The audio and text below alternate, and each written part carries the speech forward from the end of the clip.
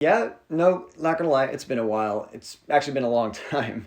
Truth is, I've just been having trouble balancing life, and I haven't made videos in a while, and I actually really miss it, and I'm not depressed when I do it. So, hey, let's get into it again. Let's just kick off 2024, starting with some Jason Statham. So, let's talk about The Beekeeper. The Beekeeper stars Jason Statham, and it's about essentially his character. He is someone who's literally taking care of bees at the start of this movie, and then a revenge quest starts off with him, and that's kind of the premise of this movie on paper, the trailer for it. And in concept, I was actually really looking forward to this movie. I didn't know it was directed by David Ayer until I was watching the opening credits, and I was like, okay, there's a chance this could actually be really interesting. I'm a sucker for simple action movies with an easy premise to get behind, and just really well-helmed cinematography, and just some nice tension building. That's all I really need in these kind of films, and I thought The Beekeeper would really give us that, especially with David Ayer. I thought we would really get something just nice, tension-filled, and simple enough where Jason Statham can give us a really kick-ass performance as well.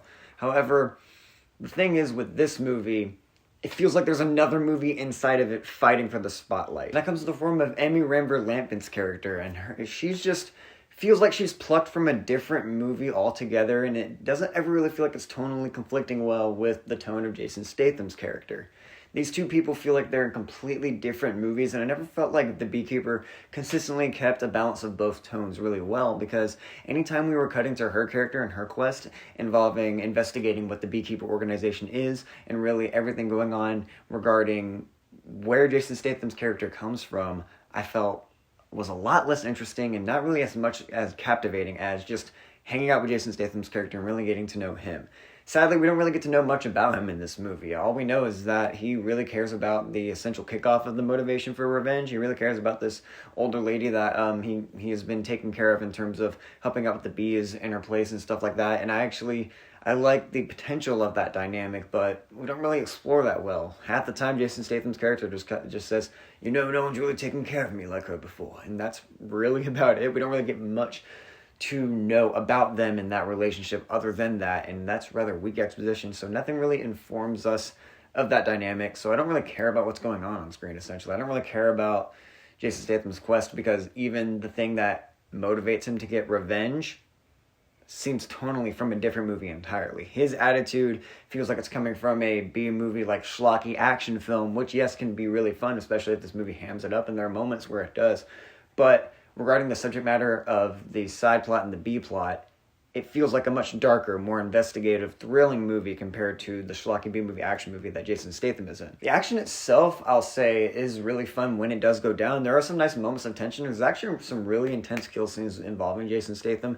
and I do enjoy those moments, but they're so few and far between, and I could have really used more of that. I thought this movie could have really just had a lot more fun than it initially did, especially when it comes to the antagonist, like Josh Hutcherson's character. He even gets sidelined a lot in this movie, and that's something that really bogs down to the biggest issue this movie has, is that it just feels like there's so many personalities and so many characters and so many plot threads fighting for the spotlight at once that the movie really never gets a chance to be the best version of any of those things. Beekeeper wants to be a really fun action movie that really harkens back to and risks on stuff like John Wick, but with, kind of an elevated, self-aware tone, and I think that's a lot of fun. It also wants to be an investigative, thrilling movie, investigating why this older lady got hurt in some way, without giving too much away, of course, but it also wants to be that, and it really wants to play up the tension there. It also wants to be politically intriguing. Josh Hutcherson's character really kind of uses different methods to scam people to get money to help out with certain political intriguing stuff, and it wants to be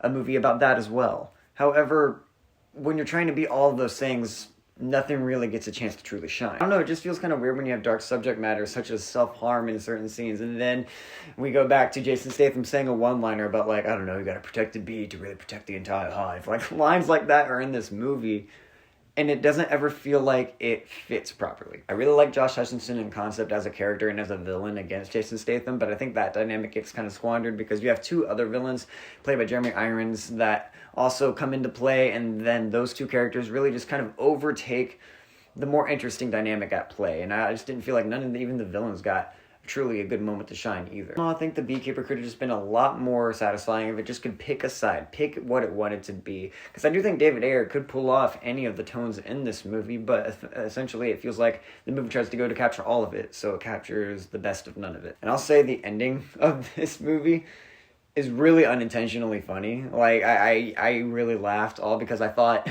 Jason Statham's character was at a higher point than he was, and he jumps out a window, and it... I thought he was killing himself. And I'll say, in terms of endings, this movie doesn't really have one. It just kind of cuts to credits. It's actually really funny. At a point, a confrontation just kind of happens, and then the movie ends. But it doesn't really feel like an ending. It's really, really unintentionally funny. And I don't know. I could have gone for something more there, but alas, here we are. All in all, The Beekeeper has certain moments that shine, that where you can see the potential of what this movie really wanted to be, but I don't know. It just didn't really fully work for me. Maybe it'll work for you. I hope it does. But I just personally didn't really... I was kind of on it. Hopefully I like the next Jason Statham outing. But hey, interesting start to 2024. Thank you for watching. I'm actually doing some stuff right now, switching up my room around, so you're going to have an updated office here soon. That's going to be fun.